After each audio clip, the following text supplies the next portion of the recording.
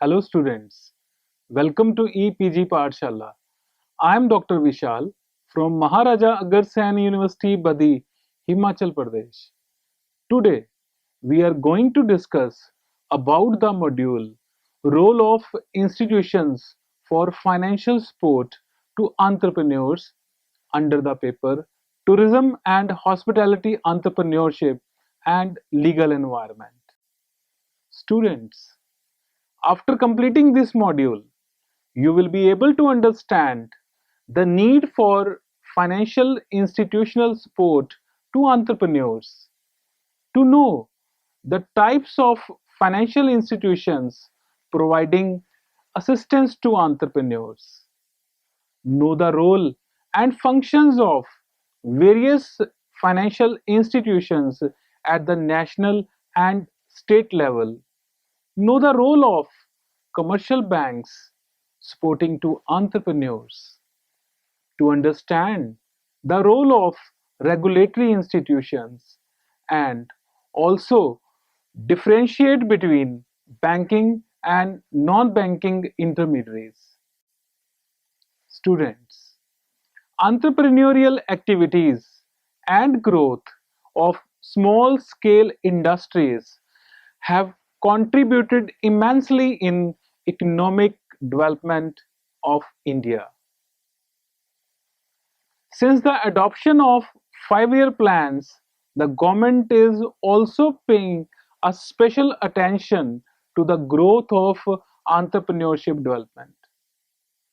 It has implemented a large number of policies and programs along with the several incentives and types of assistance to boost small scale industries.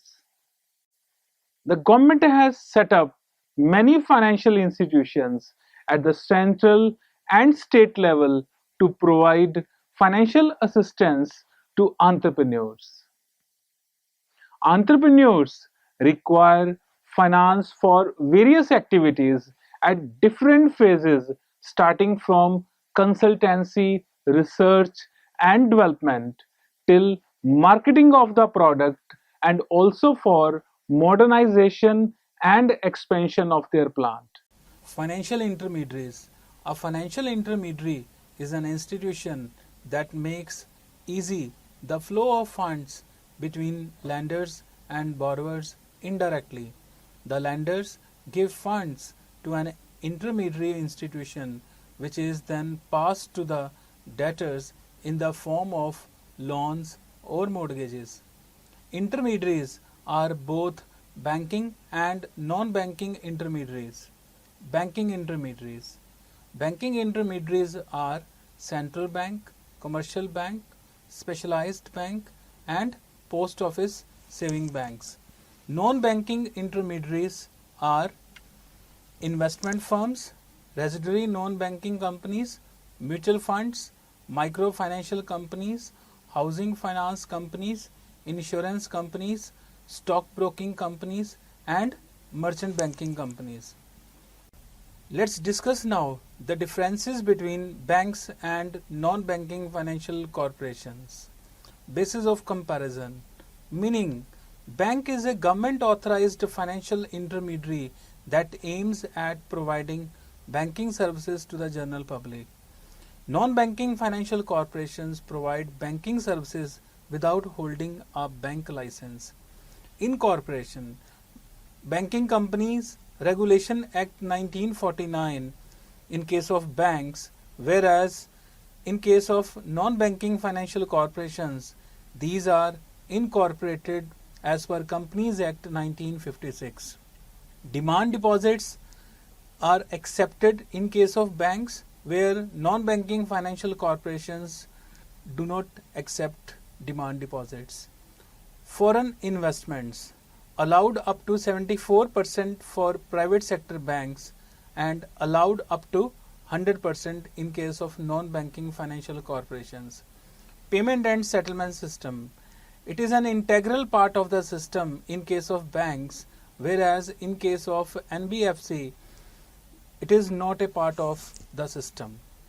Maintenance of reserve ratios. It is compulsory in case of banks. It is not required in case of NBFC. Deposit insurance facility is available in case of banks, whereas it is not available in case of NBFC. Industrial Finance Corporation of India (IFCI) came into existence in 1948 under an Act of Parliament and was later on transformed into a corporation in 1993. It provides assistance only for pro- productive purpose such as purchase of machinery, building, factory, buying land, new industrial projects, as well as development, diversification, renovation of existing units. Let's discuss now functions of IFCI. Direct financing. It provides loans and advances, underwriting the issue of stock, shares, bonds, and debentures of business concerns, subscribing to equity, preference share, and debentures of the firm, as well as foreign currency loans, etc. New promotional activities. It provides 14 special plans, 8 consultancy fee subsidy plans, 4 interest subsidy plans, and 2 business enterprise improvement plans. The consultancy fee subsidy scheme are meant for village and small industries through technical consultancy organization. The interest subsidy scheme provides encouragement for self-employment to youths, women entrepreneurs, so that they adopt quality control measures and help in increasing use of indigenous technology. The entrepreneurship development schemes help to provide self-employment in tourism related activities. It also helps to revive sick units to retain employees. Let's discuss now functions of IDBI. Financial help for the arrangement of new venture and in addition for extension, enhancement, modernization, innovation and upgradation of present industrial undertakings. It attempts special exercises for new business people, gives consultancy administration to small and medium undertakings, upgradation of innovation and projects for economic upliftment of the disadvantaged. TCOs give facilities to small and medium undertakings in the choice, detailing, and evaluation of ventures, their execution and review. It has likewise offered help to science and technology entrepreneurs park, energy preservation, common quality testing centers for small business. It is at present the India's largest financial institution. All India Financial Institutions, Industrial Development Bank of India (IDBI). IDBI Bank is an Indian government owned financial service company formerly known as Industrial Development Bank of India, headquartered in Mumbai. It was established in 1964 by an Act of Parliament to provide credit and other financial facilities for the development of the fledgling Indian industry. Central government is the owner of this bank and employees will be called as central government staffs. The Small Industries Development Bank of India (SIDBI). SIDBI A wholly owned subsidiary of the IDBI was established in October 1989 under a special act of parliament and commenced its operations from 2nd April 1990. The Credit Rating Information Services of India Limited has rated SIDBI with AAA grade for its unsecured bonds. Functions of SIDBI. Indirect assistance is provided to SSIs through a large network of 913 PLIs in the country. Refinance is provided for development, technology upgradation, reconstruction, and quality promotion, diversification of existing units, and rehabilitation of sick units. Refinance is also given for cyber cafes, nursing homes, industrial infrastructure, and to promote hotel and tourism activities to qualified professionals for self-employment. Direct assistance is provided through regional offices across the country. It includes setting up of new SSI units, technology upgradation and diversification, development of markets for SSI sector, discounting of bills of exchange, manufacturing, pre-shipment and post-shipment credit and export bill finance, etc. Foreign currency loans to import equipment, loans to execute export orders, export bills financing in foreign currency.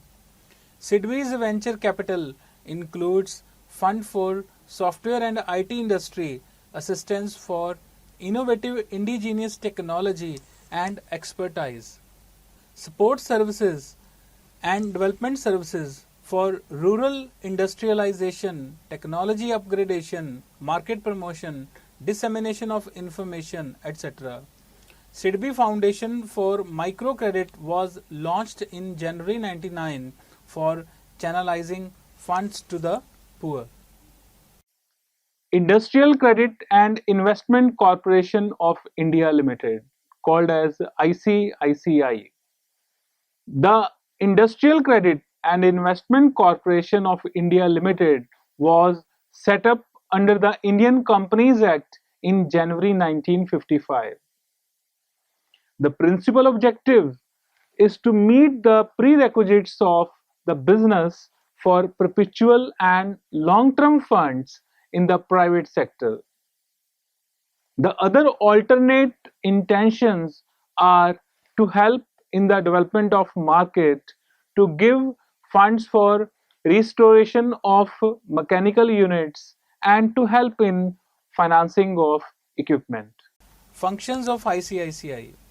It guarantees loans from other private investment sources. It provides other financial services such as deferred credit, leasing credit, installment sale, asset credit, and venture capital. Regulatory institutions. Reserve Bank of India. The preamble of the Reserve Bank of India Act 1934, under which it was constituted, specifies its objectives as to regulate the issue of banknotes and keeping the reserves with a view to securing monetary stability in India and generally to operate the currency and credit system of the country to its advantage. Functions of RBI: monetary strategy, supervision and managing of the banking and non-banking financial institutions, including credit information companies, regulation of cash, forex, and government securities markets, debt and cash administration for central and state governments, administration of foreign exchange reserves, bankers to the banks, banker to the central and the state governments, currency administration, developmental role. Securities and Exchange Board of India. The SEBI Act was passed on 13th January 1992 with the following objectives: to protect the interest of investors, and the fixed flow of savings into the capital market. To control the security market and ensure fair practices. To promote well organized services by brokers, merchant bankers, and financial intermediaries. Functions of SEBI include both regulatory function and developmental functions. Developmental functions are important from entrepreneurs' point of view as it helps in training of entrepreneurs. Central Board of Direct Taxers. The CBDT is a statutory authority functioning under the Central Board of Revenue Act 1963. The essential functions of the CBDT include provision of vital inputs, ideas, and requirements for planning and policy in India with regard to direct taxes. Helps in management of direct taxes through Income Tax Department, public grievances to make sure that the cabinet decisions are implemented. Central Board of Excise and Customer, renamed as Central Board of Indirect Taxes and Customs in the nodal agency responsible for administering customs, central excise services tax and narcotics in India. Investment institutions. Life Insurance Corporation of India. The Life Insurance Corporation of India as a wholly owned corporation of the Government of India on nationalization of the life insurance industry in the country was set up under the LIC Act in 1956. LIC operates a variety of social security schemes for individuals and groups across various segments of society. Objectives and functions of LIC. Spread life insurance widely and in particular to the rural areas and to the socially and economically backward classes and providing them adequate financial cover against death at a reasonable cost. The funds to be deployed to the best advantage of the investors as well as the community as a whole, keeping in view national priorities and obligations of attractive return. Maximize mobilization of people's savings by making insurance linked savings adequately attractive. Conduct business with utmost economy and with the full realization that the money belongs to the policyholders. Act as trustees of the insured public in their individual and collective capacities.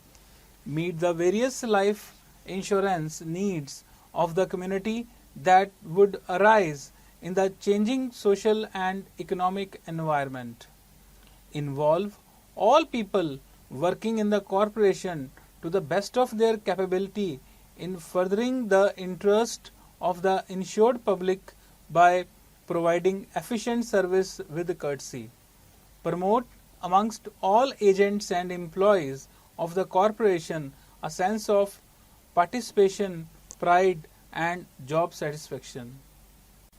General Insurance Corporation. The entire general insurance business in India was nationalized by General Insurance Business Act 1972. GIC was formed for the purpose of superintending, controlling, and carrying on the business of general insurance. After a process of merger among Indian insurance companies, and 4 companies were left as fully owned subsidiary companies of GIC: National Insurance Company Limited, the New India Assurance Company Limited, the Oriental Insurance Company Limited, and the United India Insurance Company Limited. Unit Trust of India (UTI). The Unit Trust of India was established under an Act of Parliament in 1964. Its subsidiaries include UTI Ventures, UTI Investment Advisory Services Limited, UTI Investment Limited, and UTI Capital. The number of investors on May 2017 is more than 7 lakhs. The main objectives are to encourage and pool the saving funds of the middle and low salary group, to give help to the corporate area by method for term advances and endorsing membership to shares or debentures, to empower unit holders to share the advantages and wealth of the industrialization in the nation. Specialized financial institutions, Export-Import Bank. The Exim Bank was set up on January 1st, 1982 to promote India's foreign trade by providing financial help to exporters and importers. Let's discuss functions of Exim Bank. It provides finance for joint venture in foreign countries. It provides technical and administrative assistance to the parties engaged in export and import business. Dissemination of advisory services and advance information to the foreign governments and banks. The bank offers buyer's credit and lines of credit to the foreign governments and banks. It undertakes merchant banking functions of companies engaged in foreign trade. A cluster of excellence program was introduced to obtain ISO 9000 certification. Three schemes were introduced to promote exports. These are Production Equipment Finance Program, Export Marketing Finance, Export Vendor Development Finance. As on March 31st, 2017, Bank has so far provided finance to 587 ventures set up by over 457 companies in 78 countries.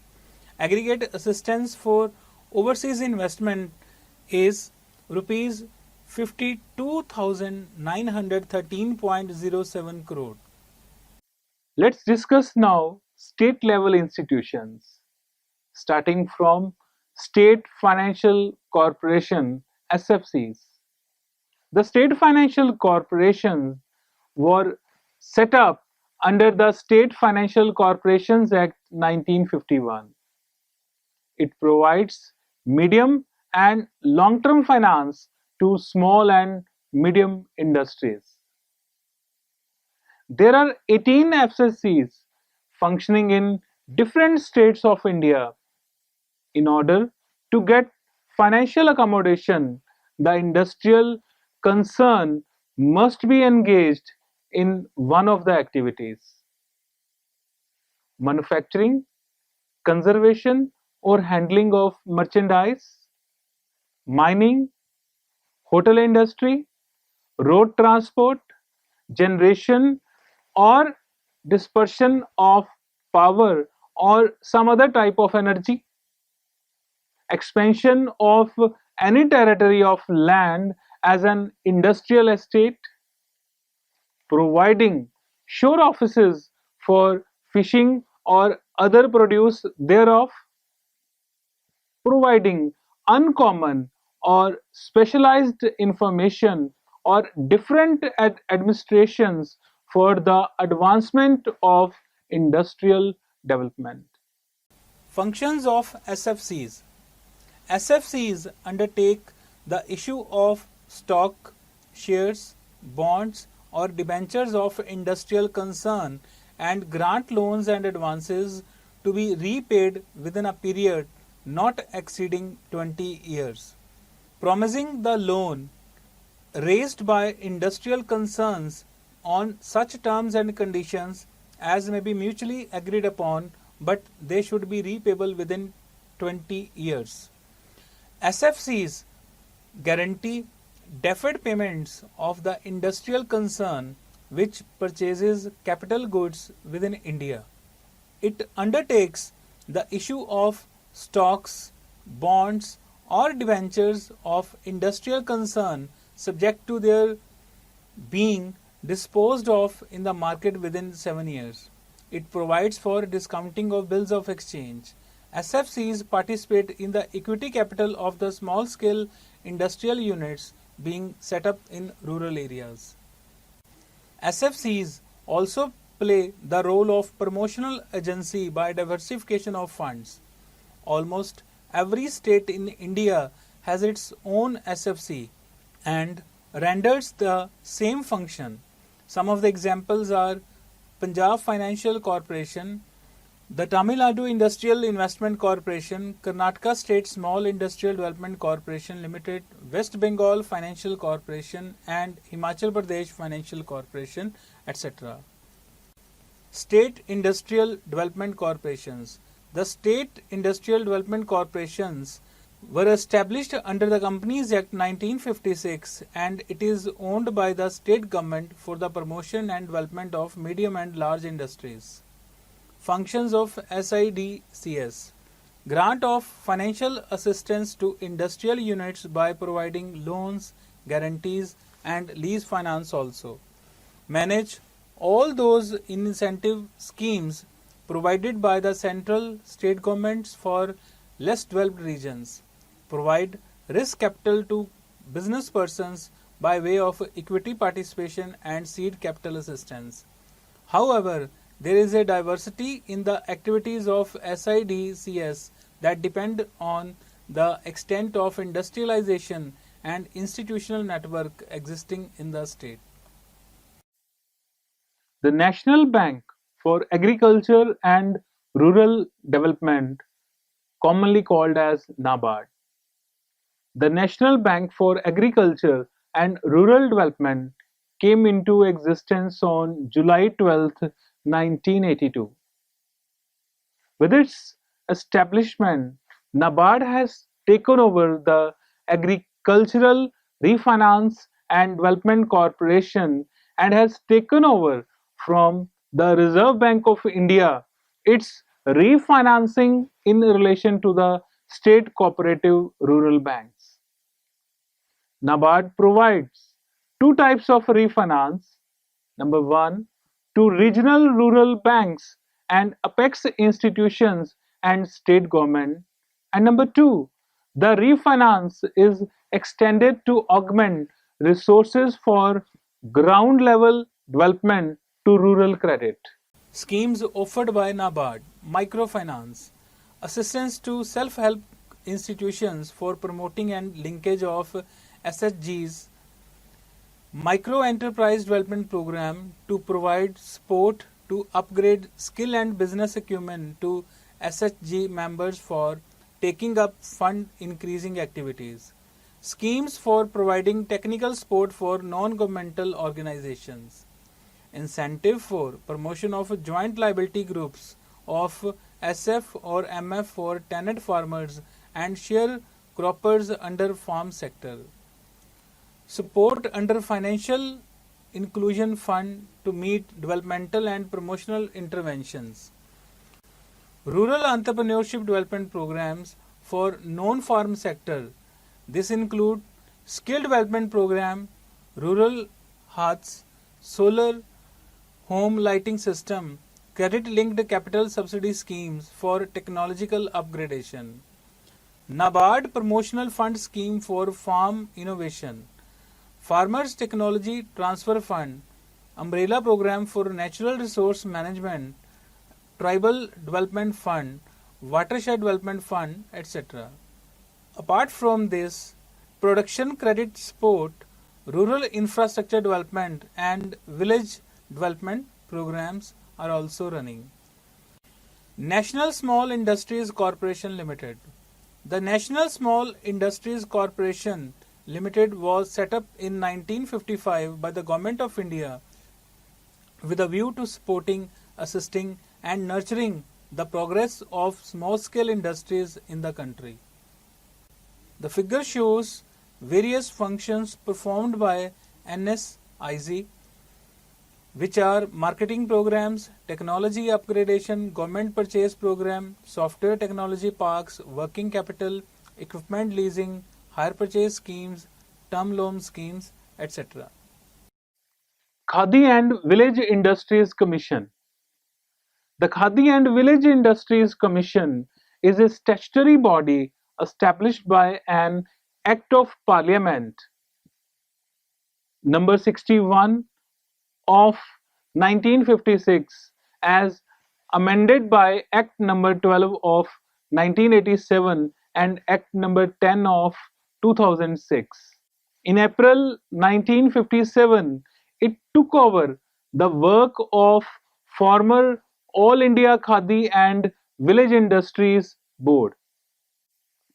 The objectives of KYIC are the social objective of providing employment, the economic objective of producing saleable articles, the wider objective of creating self reliance amongst the poor and building up of a strong rural community spirit. Commercial banks. Commercial bank provides support to entrepreneurs in various activities and in the various form by providing short-term working capital, raw material, goods in process, finished products, bills receivable, book debts, guarantees, security money, medium-term loans, procurement of land, building of factory premises, buying of machinery and equipment, and pre-operative expenses. Commercial banks are the primary channel for working capital requirement all over the country. However, about 40% of the overall lending is compulsory for priority sectors include agriculture, small industries, export, etc. The banks, apart from extending term loans, provide all assistance at the stages of project conception, formulation and implementation. So, students, let's now summarize what we have learned in this module. Industrialization with special emphasis on small sector is the prime focus of Government of India.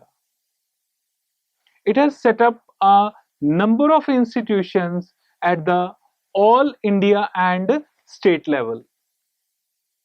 These institutions provide not only financial facilities but other types of assistance also, such as obtainability of raw material, marketing of products, preparation of personnel, developing infrastructure, and promoting exports. Commercial banks also play a vital role in developing infrastructure and facilitate financial support for the growth of entrepreneurship. Thank you very much.